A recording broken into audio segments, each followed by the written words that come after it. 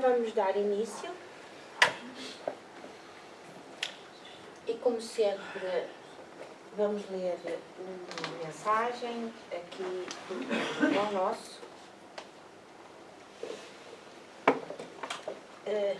É um livro escrito por Francisco Cândido Xavier, do Espírito Manuel, e contém uma série de mensagens que são sempre muito especiais e que depois são retiradas, não é, de várias passagens do Evangelho e comentadas então por Emmanuel. E vamos ler conciliação. Concilia-te.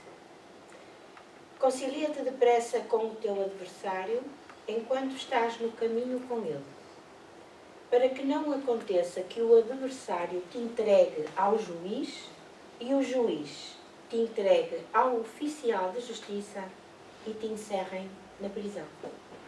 São palavras de Jesus que estão no Evangelho de Mateus, capítulo 5, versículo 25. E comenta Emmanuel: muitas almas enobrecidas, após receberem a exortação desta passagem, sofrem intimamente por esbarrarem com a dureza do adversário de ontem, inacessível a qualquer conciliação. A advertência do Mestre, no entanto, é fundamentalmente consoladora para a consciência individual. Assevera a palavra do Senhor: concilia-te, o que equivale a dizer: faz a tua parte. Corrige quanto for possível relativamente aos erros do passado. Movimenta-te no sentido de revelar a boa vontade perseverante. Insiste na bondade e na compreensão. Se o adversário é ignorante, medita na época em que também desconhecias as obrigações primordiais e observa se não agiste com piores características. Se é perverso, categoriza-o à conta de doente e solicita a cura. Faz o bem que puderes, enquanto palmilhas os mesmos caminhos, porque se for o inimigo tão implacável que te busque entregar ao juiz, de qualquer modo, terás então igualmente provas e testemunhos a apresentar.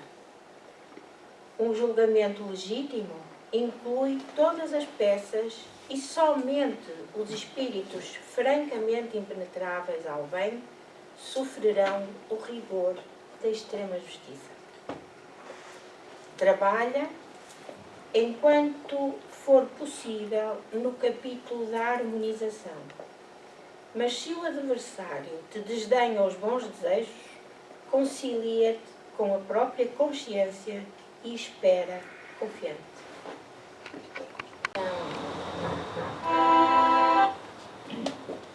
Fechar os olhos. Respirar fundo. E à medida que vamos exalando este ar, vamos também libertando-nos dos nossos problemas do dia a dia, daquilo que ocupa a nossa mente, pequenos nadas que são a nossa vida do dia a dia. E vamos libertando a mente. Inspirar fundo e expirar. E que este sentimento de libertação nos auxilie a elevar a nossa mente e a focar-nos na nossa vida espiritual, no nosso Mestre, no nosso exemplo, naquele que está sempre pronto para nos auxiliar, no nosso querido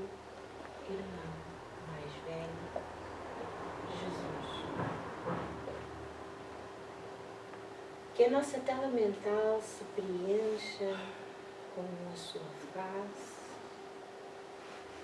com os seus olhos profundos, doces, com o seu sorriso amoroso,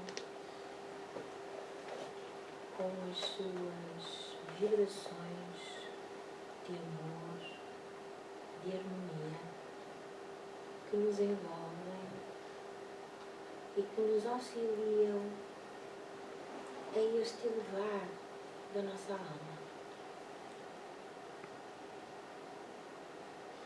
Pedimos-te, querido Mestre, que nos orientes, que nos dês as tuas orientações, que nos intuas e que nos preenchas a nossa mente com esta maravilhosas mensagens de amor, de paz, de fraternidade e de amor ao Pai, ao Criador, à natureza, a todos aqueles seres vivos que connosco partilham este espaço. Porque todos nós somos criaturas de Deus. Ajuda-nos, Mestre, a seguir sempre na senda do bem, na senda que o caminho que Cristo, que Deus Pai nos criou, para que progressivamente nos aproximemos da felicidade eterna. Muito obrigada, Senhor. Pedimos-te que fiques connosco, porque estamos aqui reunidos em teu nome para refletir sobre as mensagens que nos deixaste. Muito obrigada. Bom, e agora já imbuídos do mesmo espírito e preparados para ouvir falar um pouco sobre o tema de hoje. O tema de hoje é a explicação, digamos assim, uma reflexão que seja comum, espero eu, sobre o capítulo 5 da terceira parte do livro dos Espíritos, e fala sobre a lei da conservação. E é esse o ponto principal para hoje. Trago-vos aqui uma mensagem inicial. É uma mensagem do Espírito Luís André, psicografada por Chico Xavier, e está no livro Nosso Lar. A sua luta é consigo mesmo e com mais ninguém. É a si mesmo que você precisa de vencer, ou seja, vencer os seus defeitos, os seus desejos, os seus vícios e os seus pensamentos. Portanto, quem julga que a nossa evolução espiritual é feita por outros, não está a pensar certo. A nossa evolução espiritual é feita à custa da nossa vontade, do nosso esforço, do nosso aperfeiçoamento. Como eu vos dizia, é este o tema da nossa exposição de hoje. Perdão. E este capítulo, como sabem, fala sobre a lei da conservação e eu chamo-vos a atenção para a forma como ele está estruturado. Aquela introdução fui eu que pus, porque eu gosto sempre de introduzir o tema, de definir alguns conceitos, porque depois nos levam a entender melhor, não é? Todo o resto, digamos, da exposição de Allan Kardec. Portanto, na lei da conservação, Allan Kardec começa por colocar o que é o instinto da conservação, depois fala dos meios da conservação, depois fala no gozo dos bens terrenos, fala a seguir do necessário e do supérfluo e, por fim, fala das privações voluntárias e das mortificações. Portanto, esta é a agenda que nós vamos seguir hoje. E então cá está a introdução que eu achei que fazia sentido. Portanto, nós estamos na parte 3. A parte 3 do Livro dos Espíritos diz respeito ao estudo das leis morais. E então, Kardec, leis morais, que são leis naturais, leis divinas. Kardec divide as leis divinas ou naturais, estamos a falar de leis divinas ou naturais, em 2 grupos. E então temos as leis físicas, que vão regular o movimento e as relações da matéria tal qual nós a conhecemos, e o estudo dessa matéria pertence ao domínio da ciência. Portanto, estas são as leis físicas. E depois vêm as leis morais. E então, o que é isto de leis morais? Elas vão se referir ao comportamento dos espíritos. Portanto, referem-se às relações entre o homem com Deus e o homem com os semelhantes. Não são regras abstratas nem arbitrárias de conduta, não é? Elas têm uma implicação sobre, digamos que, a parte material dos espíritos. E qual é a parte material dos espíritos? É o corpo físico, é o corpo espiritual ou perispírito. Porque nós sabemos que isso tudo está implicado e interrelacionado com as diversas partes. Mas isso só daria um tema de palestra. Portanto, vamos continuar. Portanto, nós temos 10 leis, certo? E a ordem que foi proposta pelos espíritos mentores de Kardec foi esta, que faz todo sentido.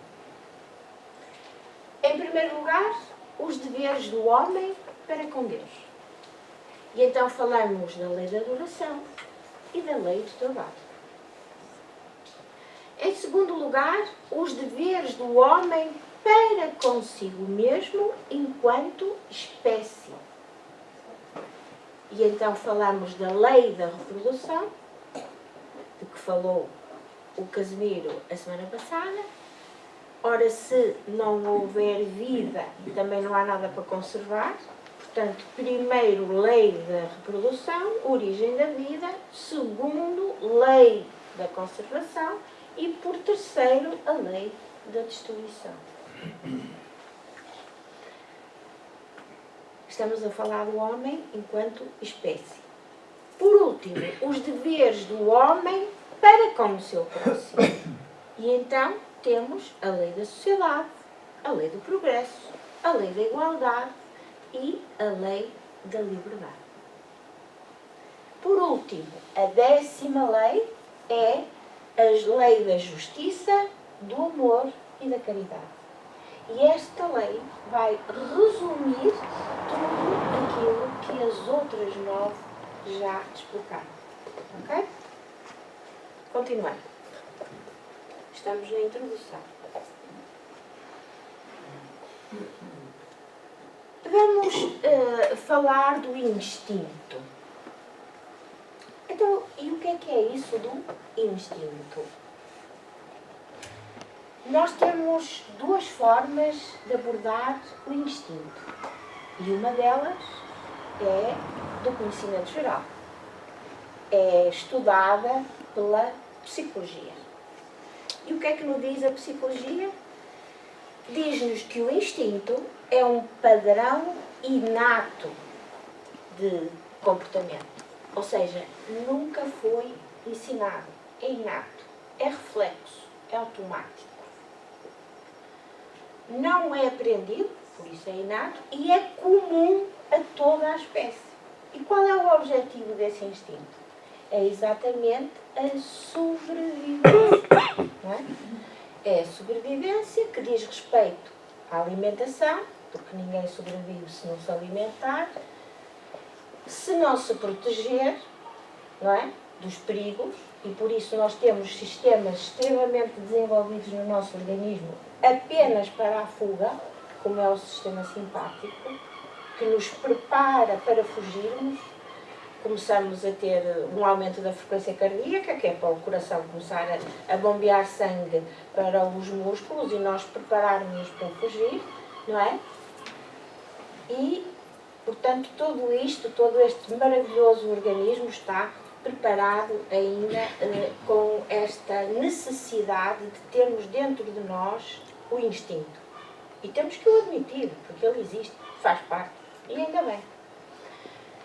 E, portanto, faz parte também da sobrevivência da espécie, obviamente, a reprodução e a adaptação ao meio ambiente. Pronto. Portanto, a psicologia considera o instinto como um fator biológico e evolutivo. Até porque, se repararem, nas lutas, quem vence é o mais forte.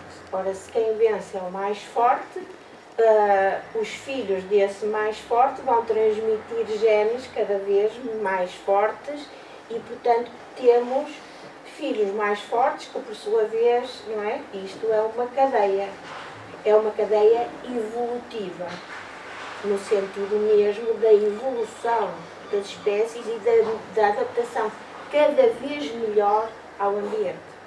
Não é por acaso que nós estamos a falar disso. Portanto, vão tendo estes conceitos, faz favor. Agora, o que é que nos diz o instinto do ponto de vista espiritual? Podemos ir buscar estes conceitos ao Livro dos Espíritos, que nos fala do instinto entre as questões 71 e 75. Isto é apenas um resumo.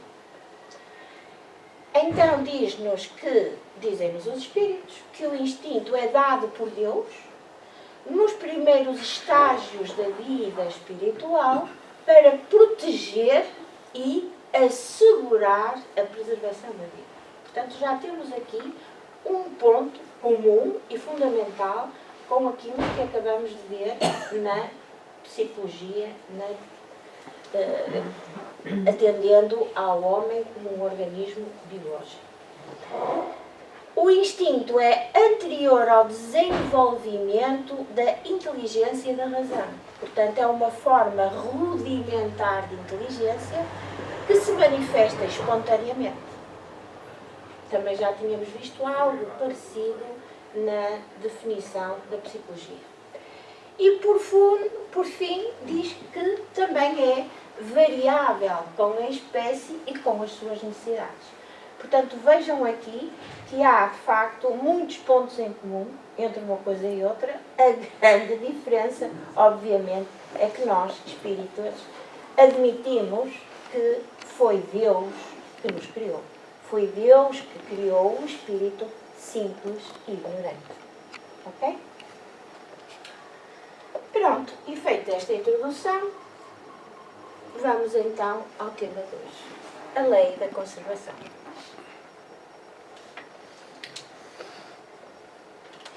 Não deve ter aqui. Bom, então começamos este capítulo pela questão 702, em que Allan Kardec pergunta: é da lei da natureza o instinto de conservação? Acho que agora vocês todos entendem perfeitamente a resposta, que é Sem dúvida. Todos os seres vivos o possuem, seja qual for o seu grau de inteligência. Nuns é puramente automático, também isto já percebemos porquê, e outro é raciocinado. Portanto, são seres que já tiveram uma outra evolução e, portanto, já têm inteligência.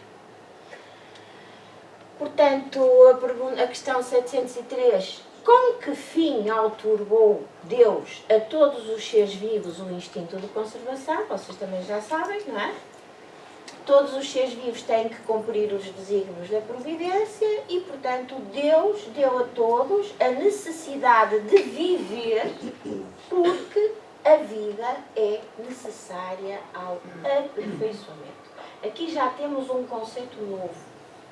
Portanto, a vida é necessária ao aperfeiçoamento. Ou seja, os espíritos, para se aperfeiçoarem, terão que encarnar. Pode ser neste mundo, ou pode ser noutro mundo, porque há várias moradas. Porquê? Porque eles, qual é o objetivo, então, da encarnação? É, de facto, o aperfeiçoamento. Obviamente que os espíritos, entre as diferentes encarnações, têm um tal período de erraticidade, que também já aqui falamos, e também durante esse período de erraticidade lhes é dado explicações, podem entender factos que a vida e a matéria física, digamos assim, o corpo físico, não lhes permite ter determinado pensamento ser tão alargado, porque, de facto, os sentidos físicos nada têm a ver com os sentidos espirituais, não é? Os sentidos espirituais são alargados, têm capacidades que nós ainda não conseguimos entender bem, mas que facilmente percebemos que têm que ser bem melhores do que os nossos físicos, certo? Isso está, de facto, até nas comunicações que os espíritos terrestres ou terrenos têm, com a comunicação através da mediunidade com os espíritos da vida espiritual, do além, por outras palavras. Quando tiverem algumas dúvidas, perguntem. Portanto, os espíritos dizem que eles sentem, os seres vivos sentem este instinto, esta necessidade de se conservarem, mesmo sem disso se aperceberem. Questão 704. Allan Kardec vai agora esgotar todas as perguntas, todas as dúvidas sobre a lei da conservação. Tendo dado ao homem a necessidade de viver, Deus facultou-lhe em todos os tempos o meio de o conseguir. Que pergunta fantástica, não é? Portanto, Deus dá a vida.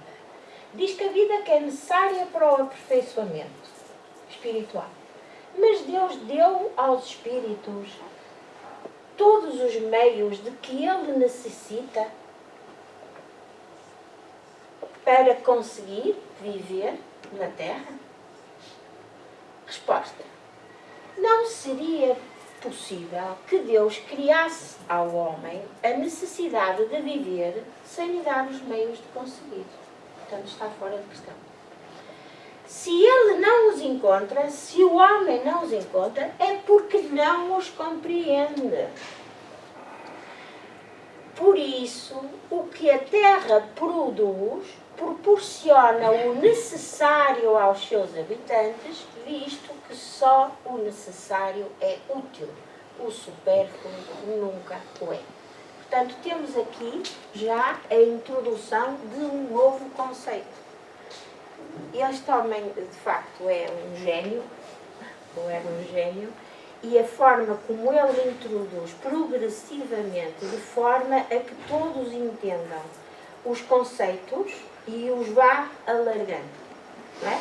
Portanto, primeiro percebemos o instinto de conservação, a necessidade do instinto de conservação, e agora perguntamos Agora quer saber se Deus deu de facto os meios ao homem para que ele pudesse sobreviver, não é? Porque se trata de sobrevivência.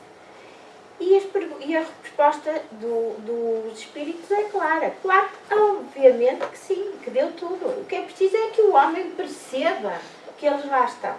O que é preciso é que o homem utilize parcimoniamente os meios, utilizando aquilo que de facto necessita e não o que é excedente, o que é supérfluo, o que se pode prescindir.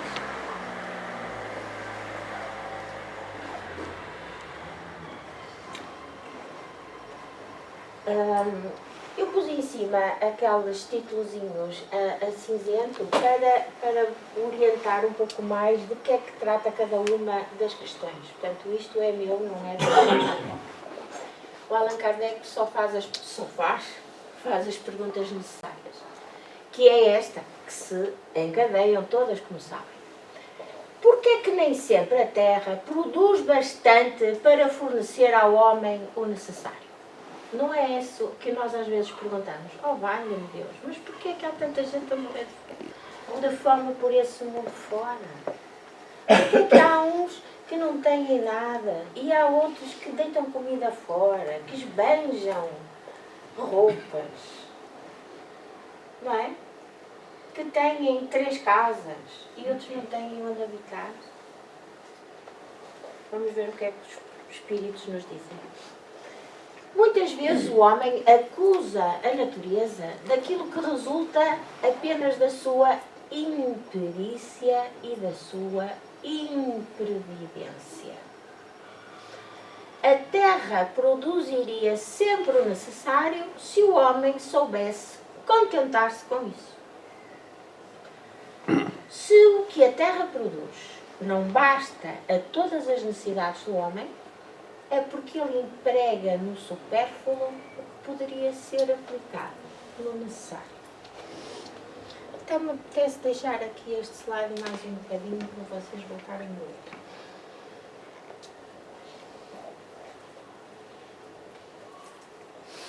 Realmente, se fôssemos mais, não é? Partilhávamos mais. Tal e qual. Não é? E assim aqueles que têm essas necessidades tão prementes não estavam nessa situação. É mesmo isso.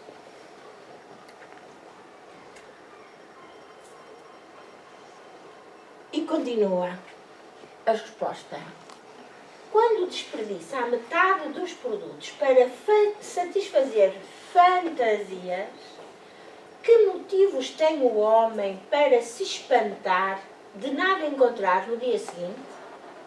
Ou para se queixar de estar desprovido de tudo quando chegam os dias da penúria? Quando chegam aqueles dias que, de facto, após alguma catástrofe natural, não tenha nada. Tenha perdido os produtos da terra, tenha perdido a sua habitação. Em verdade vos digo, imprevidente não é a natureza, é o homem que não sabe regrar o seu viver. Não é? Mas nós todos abanamos que sim. Mas não é? Realmente, isto é tão lógico que é impossível dizer que isto não é correto. Mas será que nós contribuímos para isto? De que maneira nós poderemos contribuir para isto?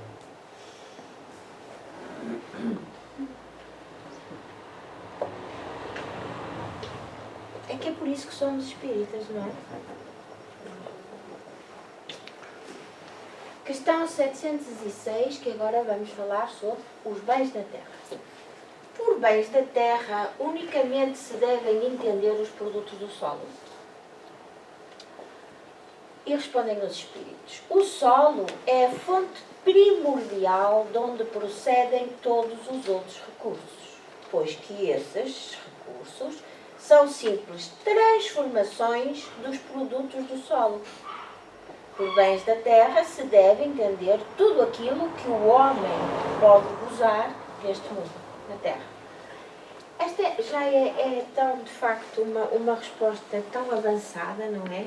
Sobre as transformações. Estamos no ano de 1857, foi quando o Livro dos Espíritos foi publicado, mas de facto já esta forma de ver o mundo, não é? Já é tão alargada, não é aquele mundo daquela época, é muito para além disso.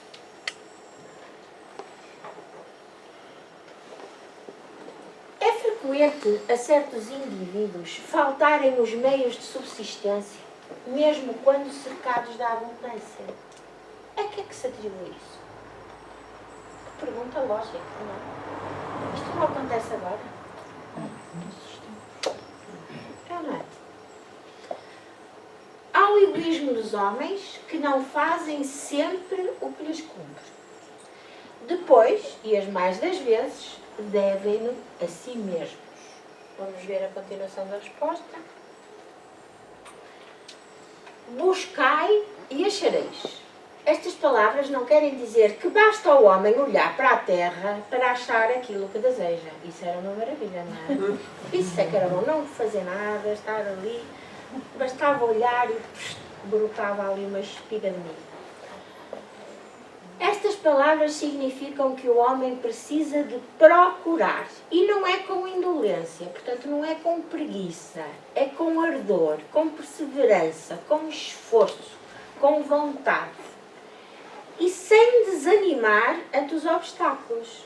Porque a miúdo, porque frequentemente, são meios que a providência divina utiliza para lhe experimentar a constância, a paciência e a firmeza. Ou seja, esforcem-se. Não estejam à espera que sejam os outros a dar-vos tudo de mão beijada. Vocês estão aqui para trabalhar, porque o trabalho é uma lei divina. Porque é através do esforço que vocês se aperfeiçoam do ponto de vista espiritual, do ponto de vista moral e até mesmo intelectual. Porque um indivíduo que não faz nada, que não se esforça e que está à espera, sentado, que as coisas lhe caiam no colo, obviamente não tem qualquer tipo de atividade, seja ela física ou mental. Certo?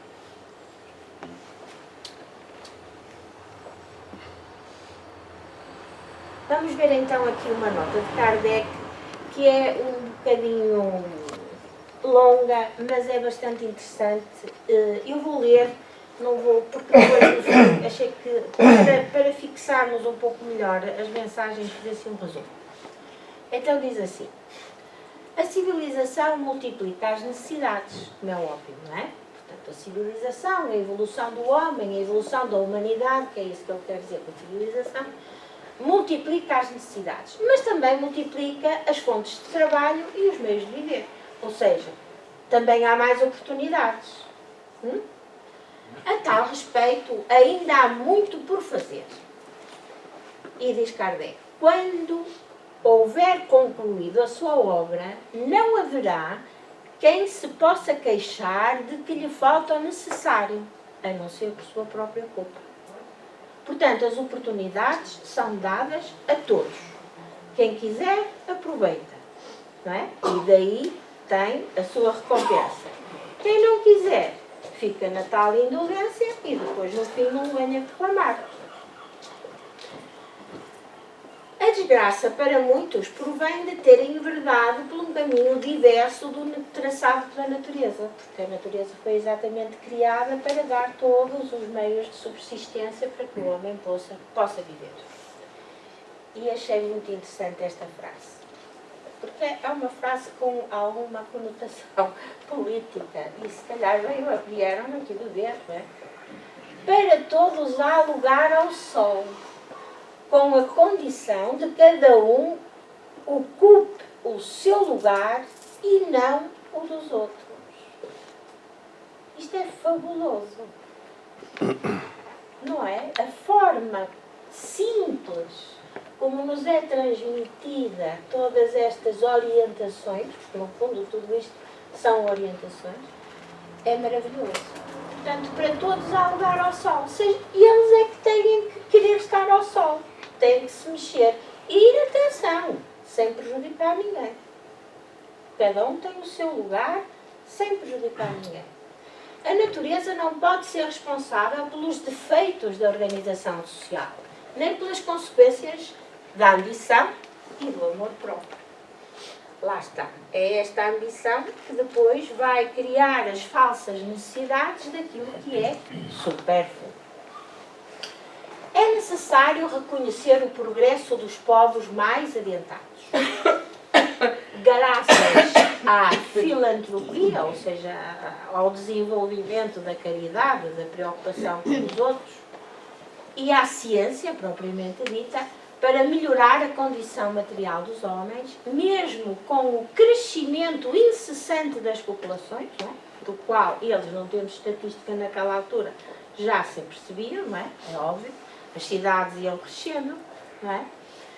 A insuficiência da produção de recursos e alimentos, acrescentei eu, é atenuada, pelo menos, em grande parte. Portanto, aqui o que Allan Kardec quer dizer é que tanto a filantropia, que já são sentimentos mais evoluídos relativamente ao homem primitivo, não é?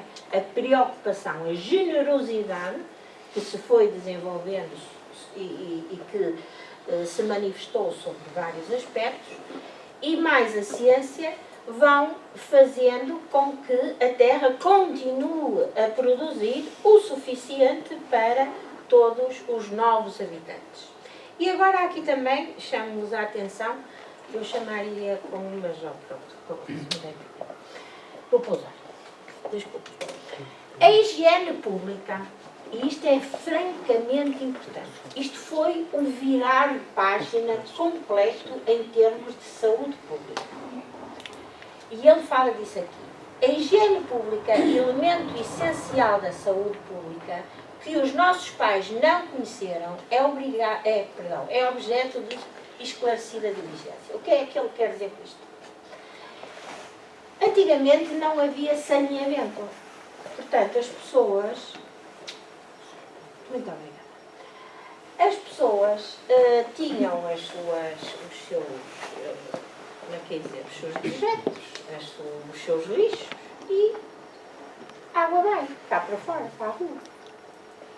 Portanto, as ruas eram um foco de doenças, de infecções, de tudo quanto havia, não é? Lembrem-se que naquela altura da Idade Média houve aquelas grandes mortes da peste e tudo, que matou metade da população europeia. Metade. Ou seja, porquê? Porque não havia condições de saneamento, de higiene nenhumas.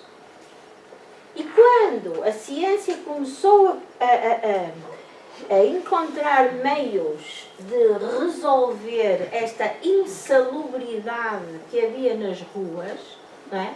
E a fazer os esgotos e as fossas céticas, isto era um trabalho que não era visto, porque estava tudo debaixo de terra, mas foi fundamental.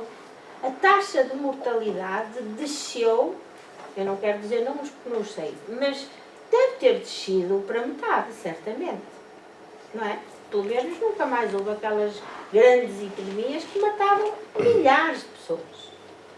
E ele já fala aqui disso. Isso é resultado de quê? Da ciência.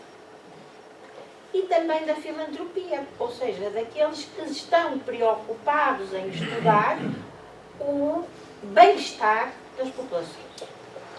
Diz também que o infortúnio, e isto também é interessante, o infortúnio e o sofrimento encontram onde se refugiem. Ou seja, as pessoas já não eram largadas na rua. Tinham, tinham sido atacadas, tinham entrado em lutas, sabe Deus porquê, e deixava-se na rua morrer. Não. Havia já aquelas ordens, quase todas, de católicas, não é? Que iam buscar esses indivíduos em sofrimento e que os levavam para instituições. Instituições, a maioria delas eram católicas, o primeiro hospital que houve nasceu em Paris, não é? E de facto, quer dizer, começa a haver lugares e instituições, ou os hospitais e outros, que se preocupavam com as doenças, que levavam para lá os doentes e que os tratavam de uma forma organizada. Fiz-me entender? Isto tudo é resultado, de facto, da ciência. E por isso ele diz, a ciência contribui para melhorar o bem-estar. Poder-se-á dizer que já se atingiu a perfeição? Obviamente que não. Nem naquela altura, nem nesta. Não, certamente. Mas o que já foi feito, e chamo-vos a atenção para isto, o que já foi feito permite prever que com perseverança se conseguirá, se o homem se mostrar bastante sensato, para procurar a sua felicidade nas coisas positivas e sérias, e não em utopias que o levam a recuar em vez de o fazer avançar. Portanto, é de facto esta nota de esperança em que o próprio homem, com o seu desenvolvimento intelectual e moral, vai preocupar-se cada vez mais com o bem-estar do próximo, daqueles que são próximos. Portanto, o resumo, cá está, é este. É visível o progresso da humanidade, a ciência e a filantropia evoluem no sentido de melhorar as condições de vida, o bem-estar geral.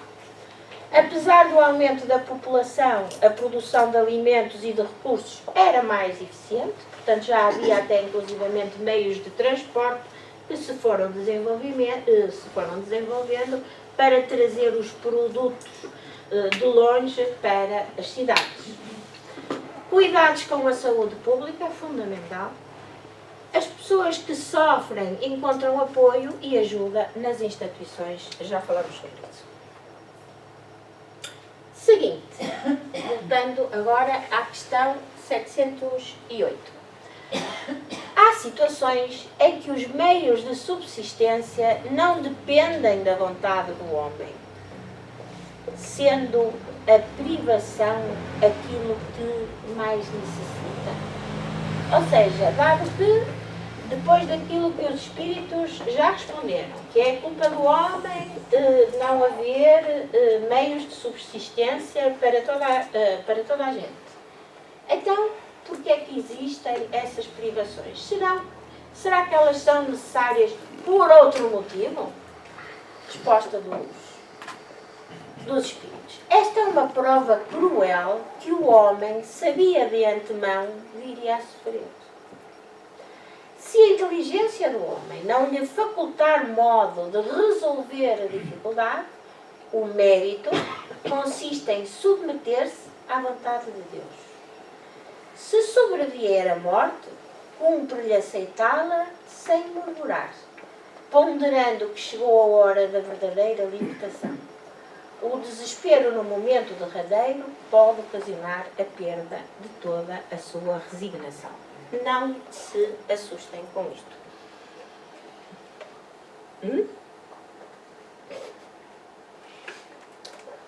Eu gosto mais de ver para cá. E porquê é que eu digo isto? Primeiro, Deus nunca deixa ninguém, não é? Deus, desde que nós nos arrependamos de qualquer falta que tivéssemos cometido, de qualquer desvio que tivéssemos feito, daquilo que a nossa consciência nos diz, Deus tem sempre uma infinita misericórdia, infinita bondade e dar-nos-á, certamente, outra oportunidade. Mas que isso não seja a causa dos nossos erros. O que nós podemos é, por algum motivo, desviar-se do caminho e pedir perdão. Mas o tal perdão vindo da alma. Um perdão verdadeiro, sincero. Uma segunda oportunidade.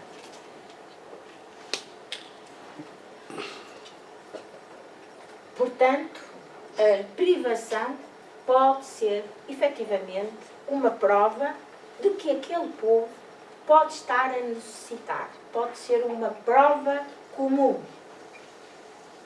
Certo? É outro motivo para nós refletirmos. Porque é tão atual.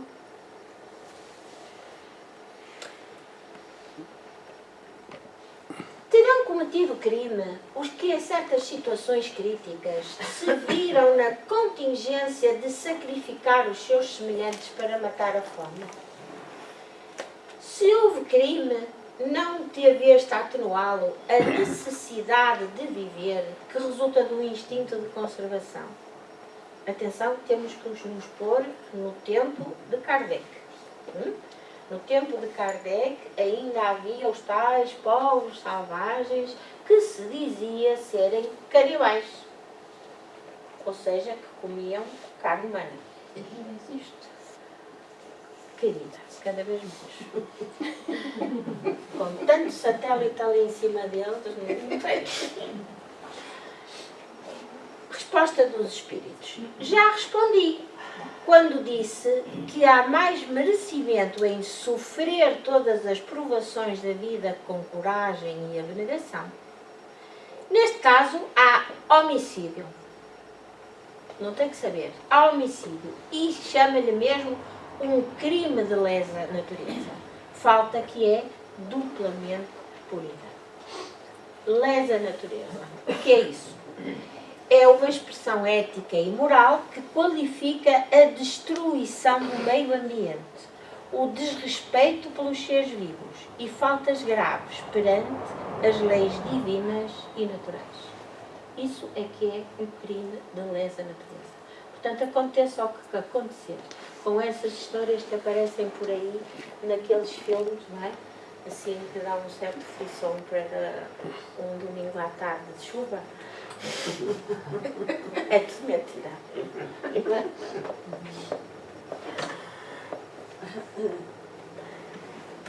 Outra questão interessante. Nos mundos em que a organização fisiológica é mais apurada, os seres vivos têm necessidade de se alimentar? Têm. Mas os seus alimentos estão em relação com a sua natureza. Esses alimentos não seriam bastante substanciais, ou seja, nutritivos, para os vossos estômagos grosseiros. Assim como os deles não poderiam dirigir, os deles estômagos, os deles aparelho digestivo, não poderiam digerir os vossos alimentos. Portanto, o alimento, obviamente, tem que estar relacionado com o tipo de organismo de cada um. Quando mostra isso, vai no nosso lado, não é? Muito bem, que eles até bebem aqueles sucos, não é? Não comem já comida assim grosseira, já é uma coisa fluida. No início houve manifestações. Exato, tinham fome. Tinham fome porque ainda não tinham percebido muito bem que tinham passado de um estado para o outro, não é? E que o tipo de matéria deles se tinha modificado e, portanto, ainda mantinham a relação com o que tinham sido na Terra. Esta coisa da ecologia não é recente. Já Allan Kardec, sem lhe chamar ecologia, falou bastante sobre este tema. E como eu acho que é um tema que está muito, muito, muito atual, achei que se calhar cabia bem aqui pensarmos e refletirmos um pouco sobre isto. Qual é a visão espírita, então, da ecologia? Esta frase de Chico Xavier, que diz: a natureza é o livro de Deus, maltratá-la é fechar os olhos à sabedoria humana. É forte? Sim, sim, divina. É forte, não é? Olhem as secas, os degelos.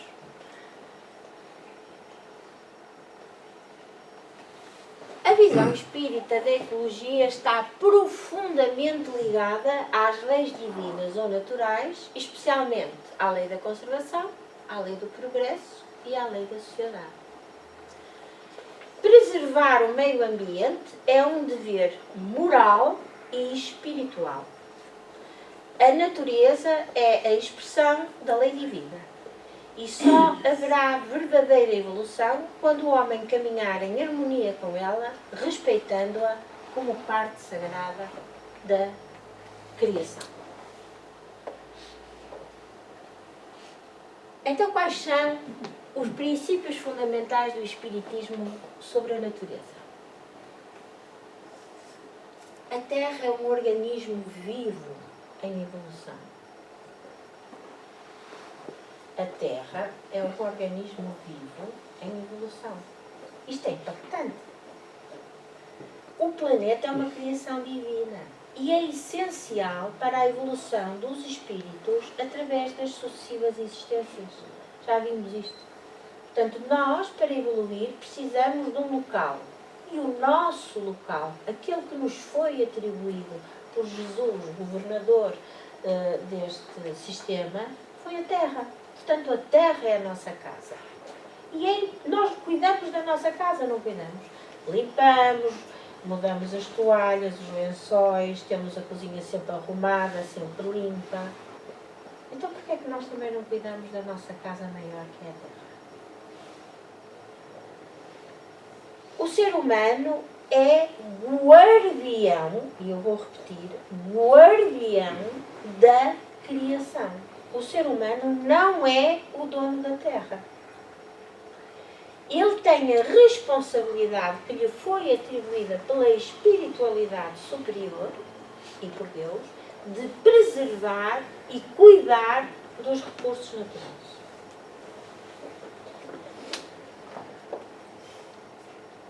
Portanto, nem vale a pena comentarmos, pois não? É que é mesmo isto. Destruir a natureza é uma infração moral. A poluição, a destruição das florestas, a extinção das espécies são crimes de lesa natureza. Violam a lei de Deus, porque prejudicam o equilíbrio coletivo e o progresso do espírito. E ecologia está aqui, de facto, entre aspas, porque não existia na altura de Kardec ainda esta designação desta ciência que se preocupa com o equilíbrio dos seres humanos, do equilíbrio dos seres vivos e do meio ambiente, não é? E, portanto, ecologia é solidariedade universal. A vida, em todas as suas formas, seja ela humana, animal, vegetal e até, se considerarmos já a mineral, não é?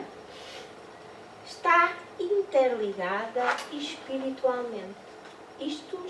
Nós estamos todos ligados uns com os outros, com todos os seres vivos. E, portanto, cuidar do ambiente é um exercício de caridade e de responsabilidade coletiva. Alguém viu aqui aquele filme, que me estou a lembrar, acho que é do John Cameron, que se chama Avatar? Que é um filme lindíssimo. Lindíssimo. Claro, onírico, obviamente, como todos os filmes. Mas, de facto, aí nós temos bem a sensação de que estamos todos ligados uns dos outros. Eu fixei várias imagens do filme em que as árvores tinham raízes por baixo da terra e essas raízes ligavam-se, faziam verdadeiras redes e ligavam-se não só umas às outras, não só a outros seres vegetais, como a seres animais. É uma coisa maravilhosa e, de facto, traduz por imagens, porque nós muitas vezes deixamos-nos impressionar mais pelas imagens do que pelas palavras, mas o conceito é este. E eu gostava muito que este conceito ficasse nas vossas mentes. Ok? Vamos continuar? Já estamos assim um bocadinho em cima da hora. Bom, continuemos, então, enquanto temos tempo. Falamos agora do gozo dos bens terrenos, é outro dos itens da lei da conservação. E Kardec pergunta, o uso dos bens da terra é um direito de todos os homens? Resposta, esse direito é consequente da necessidade de viver. Deus não imporia um dever sem dar ao homem o meio de o cumprir.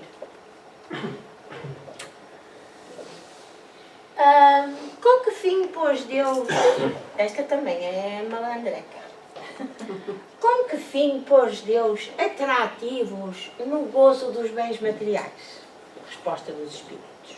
Para instigar o homem ao cumprimento da sua missão e para experimentá-lo por meio da tentação. Ou seja, se não houvesse atrativo nenhum no uso dos bens, fosse uma coisa completamente indiferente, o homem não se importaria. Certo? Portanto, tinha que haver ali qualquer coisa para que, de facto, o homem fosse tentado a gozar os bens da terra. E qual é o objetivo dessa tal tentação, desse tal atrativo que Deus lhe pôs? Que o deve preservar dos excessos, ou seja, que ele pense, que lhe desenvolva a racionalidade, a razão, não é?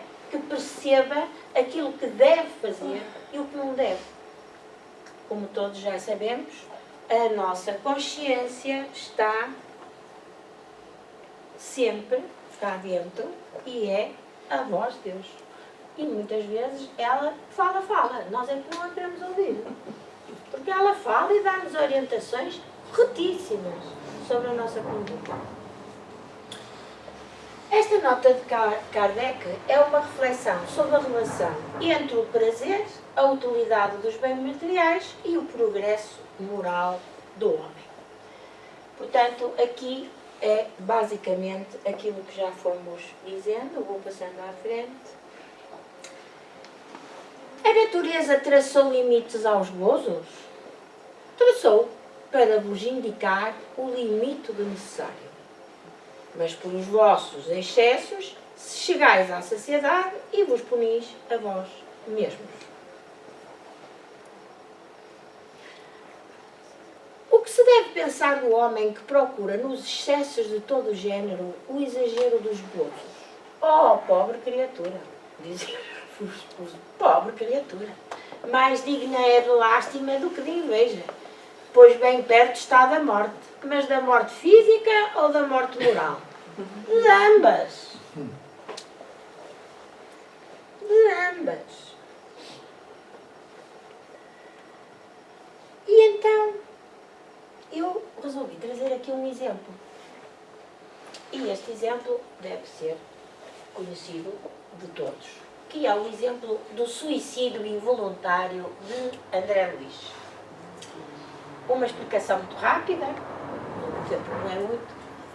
André Luiz era um médico na vida terrena, que era um homem inteligente, zeloso e muito respeitado, como médico. Mas levava uma vida materialista. Abusou da saúde com excessos, com vícios, foi negligente com valores morais e não reconheceu a importância do bem e da humildade, ignorando assim os valores espirituais. Ao desencarnar, descreve a sua experiência dolorosa no umbral, que é um plano espiritual inferior, onde esteve durante 8 anos e sofreu sede, fome, solidão, culpa e perturbação mental. Isto está no livro Nosso Lar, no capítulo 4, Médico Espiritual. Quando André Luiz foi acolhido na colónia espiritual Nosso Lar, iniciou uma profunda jornada de recuperação, de aprendizado e, sobretudo, de transformação espiritual. O acolhimento foi um momento de renascimento espiritual, marcado pela assistência, esclarecimento e esperança dos benfeitores.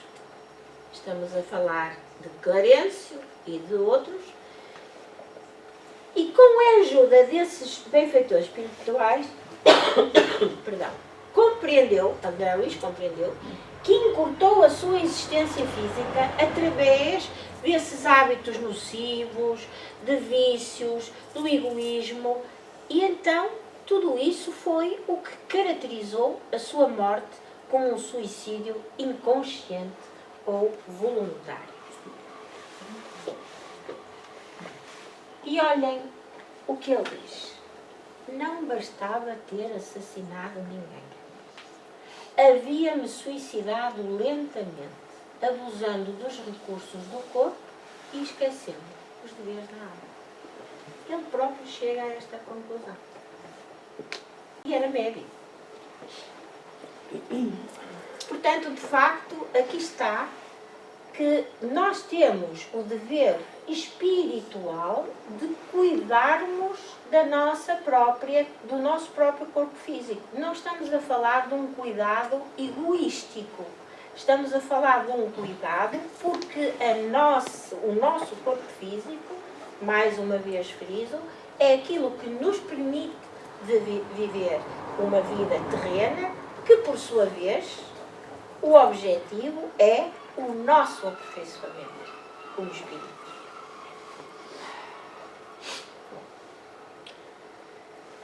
Como pode o homem conhecer o limite do necessário? Aquele que é ponderado sabe-o por intuição. Outros só conhecem pela experiência e, como foi o caso de André Luiz, bem sofreram as consequências disso. A natureza traçou o limite das nossas necessidades mediante a organização física que nos deu? Sim, claro, não é? Se nós comermos demais, o nosso organismo funciona logo mal, não é? Ficamos infartados, o nosso estômago parece que vai arrebentar, não é? Sobe-nos a tensão, ganhamos colesterol, tudo isso. Que pensar daqueles que assambarcam os bens da terra para proporcionarem o supérfluo para eles próprios, mesmo com prejuízo daqueles a quem falta o necessário? Desprezam a lei de Deus e depois vão ter que responder pelas privações que causaram aos outros. Não é? Porque aquilo que é excessivo para nós faz falta a muita gente. E, portanto, nós não temos ainda desenvolvido, no ano de 2025, não temos ainda desenvolvido esta capacidade de nos preocuparmos com o bem-estar dos outros. Não é do filho, nem do primo, nem da vizinha do lado. É como a humanidade em si. Estamos a falar de um amor universal. Outra nota de Kardec, que faz uma reflexão sobre os efeitos da evolução da civilização relativamente ao uso equilibrado dos bens materiais e às necessidades humanas versus as supérfluas, não é? O que é que o homem realmente precisa e o que é que o homem pode muito bem viver sem isso. Depois entramos aqui no último item, que são as privações voluntárias. Obviamente que isso hoje em dia já não tem o mesmo impacto que tinha na época de Kardec, mas de qualquer maneira não faz mal nenhum nós lermos isto, porque também de alguma forma se adapta a nós. A lei da conservação obriga o homem a prover às necessidades do corpo, já todos sabemos que sim, porque se nós não provermos às necessidades do corpo, pura e simplesmente não temos força para trabalhar. Merece censura o homem que procura o bem-estar? É natural o desejo do bem-estar, respondem os espíritos. Deus só proíbe o abuso. Não condena a procura do bem-estar, desde que não seja conseguido à custa de outrem. E não venha a diminuir-nos nem as forças físicas, nem as forças morais. Aqui não por defeito, mas sim por excesso. Não é? Aqui é o excesso. É o sedentarismo, é o não fazer nada, é o viver à custa dos outros, é outro tipo de doenças, inclusivamente a obesidade, não é? A diabetes, os excessos. A diabetes é um excesso. Vamos continuar.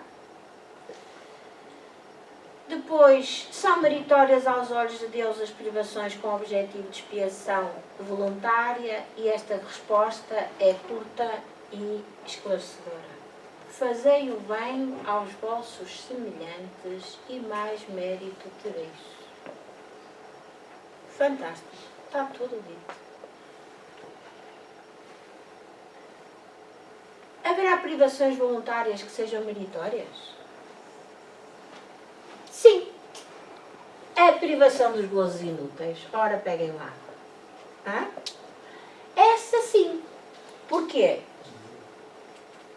Esta desprende o homem da matéria e leva-lhe a alma. Não é?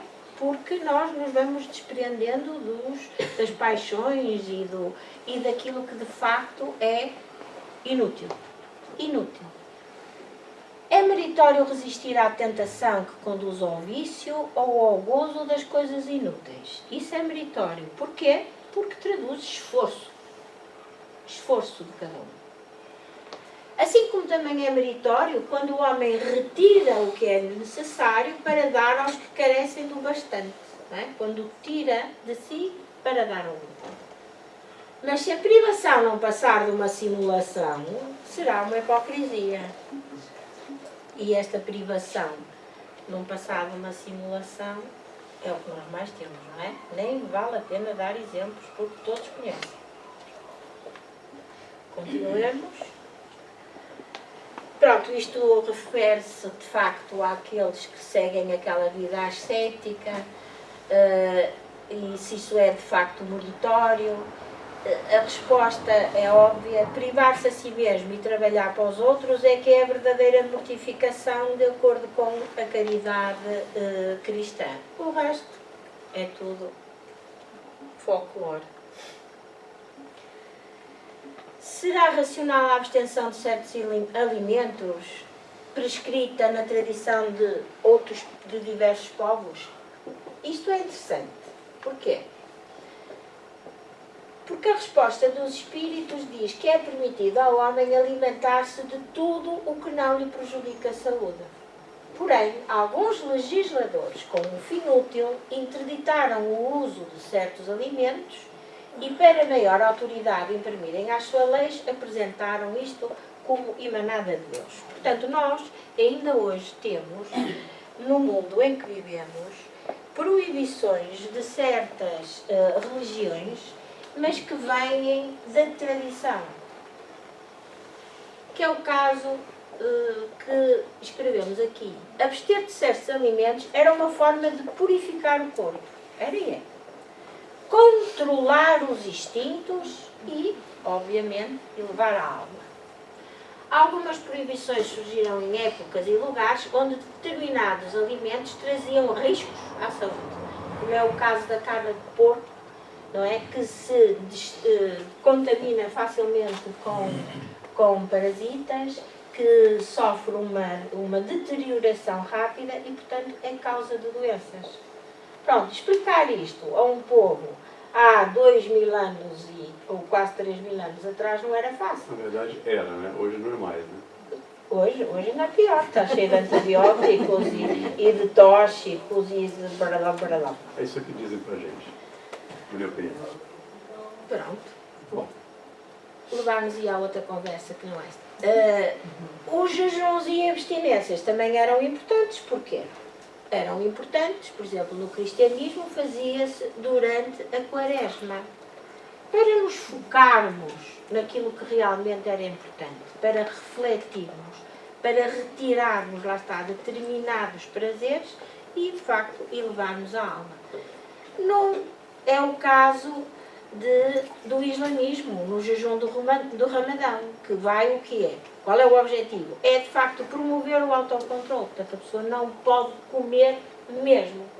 E, portanto, tem que se focar na oração, na meditação, para se purificar espiritualmente. Pronto, depois temos a coisa da ingestão de carne, que isto também está muito na ordem do dia.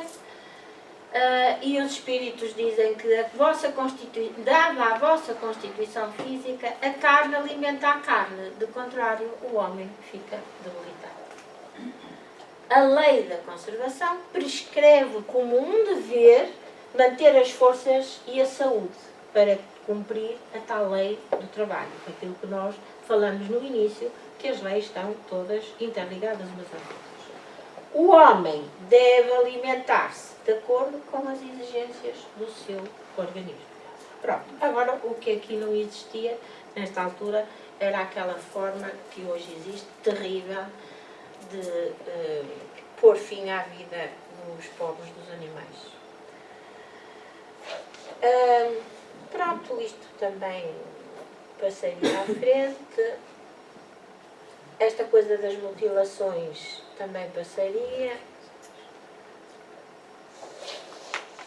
Esta também é interessante, rapidamente. Já vimos que os sofrimentos deste mundo nos elevam se os suportarmos devidamente. Há sempre este se, não é? Porque se nós suportamos, de facto, estes sofrimentos que nos auto-infligimos, mas depois estivermos sempre a resmungar, olha que chatice, olha que estou cheia de dores, olha que não sei o quê, olha isto, olha aquilo, quer dizer, se não suportarmos isto com um espírito de elevação da nossa alma, não tem interesse rigorosamente nenhum. Lá está a tal hipocrisia. E a inutilidade. Pronto, e ele fala também dos Budas, de todos aqueles indivíduos que fazem aqueles sofrimentos, não é? De facto, os espíritos acham que era muito mais importante empregarem o tempo a auxiliar quem necessita do que a tratarem apenas do seu próprio aperfeiçoamento. Esta é a última e é importante refletirmos sobre isto, porque isto resume aquilo que é importante fixarmos. Uma vez que não devemos criar sofrimentos voluntários sem utilidade para outrem, devemos evitar aqueles que prevemos ou que nos ameaçam? Resposta dos espíritos. Contra os perigos e os sofrimentos é que o instinto de conservação foi dado a todos os seres. Fustigai o vosso espírito e não o vosso corpo. Mortificai o vosso orgulho. Sufocai o vosso egoísmo e fazeis muito mais pelo vosso adiantamento do que infligindo-vos rigores que já não são neste século. Portanto, isto é que os espíritos de facto nos dizem e faz de facto sentido, não é? Não é a gente agora andar aqui com uma pulseira de picos enterrada na carne para sofrer aqui uma dor, isso não interessa nada. Interessa é, de facto, ajudarmos, fazermos todo o bem que nos é possível, ajudarmos, fazermos trabalho de auxílio, de voluntário, tudo aquilo que estiver ao nosso alcance, por pouco que seja, é já um grande passo. Eu sei que são as horas. Este é o último slide que vos deixo aqui e que é, de facto, aquilo que é importante nós levarmos hoje daqui. É que a lei da conservação não trata apenas da sobrevivência física, mas ensina que cuidar da vida, do corpo e dos recursos da natureza com sabedoria é um dever moral e espiritual. Deus quer que o homem trabalhe, se esforce e progrida. A terra tem o suficiente para que todos vivam bem, mas os abusos de uns geram a miséria dos outros. E por último, o excesso é condenável. O abuso de prazeres materiais, os vícios e os comportamentos que destroem a saúde vão contra essa lei divina. E era assim.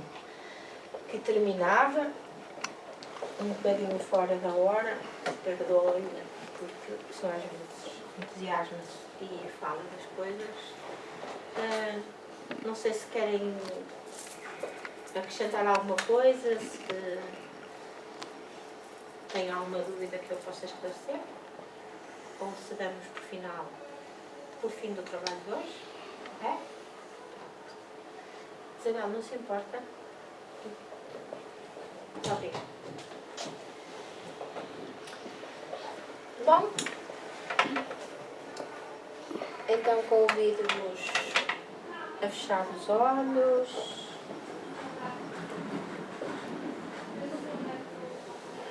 e a focarmos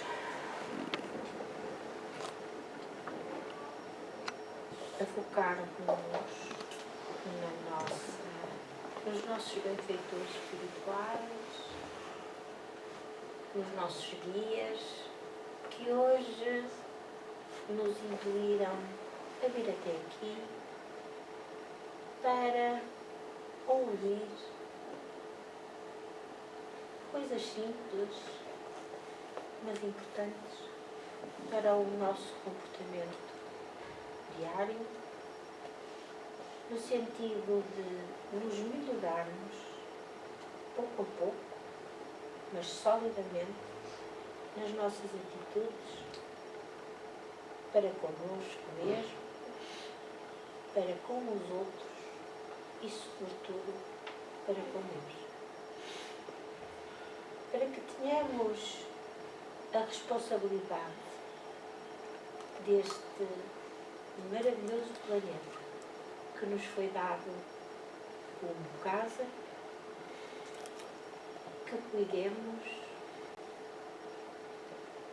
que agradeçamos a Deus Pai esta oportunidade que nos deu, e vamos pedir todos juntos para que todos aqueles que têm responsabilidades políticas, económicas, religiosas sobre o nosso planeta se unam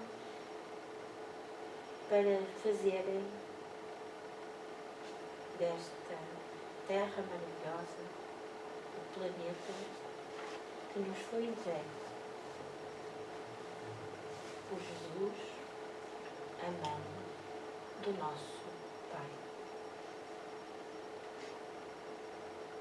Aproveitemos esta oportunidade ainda para pedir ao nosso querido Mestre que nos abençoe, que as suas bênçãos recaiam sobre todos nós, os que estamos aqui, os que ficaram em casa, os que não puderam vir, aqueles que sofrem, aqueles que do outro plano da vida também aqui estiveram connosco.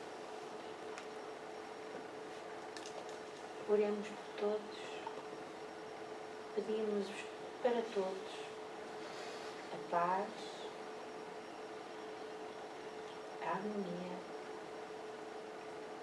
e o desenvolvimento daquilo que de facto nos move, que é o amor. Muito obrigada, querido Mestre. Fica connosco todos os dias das nossas vidas.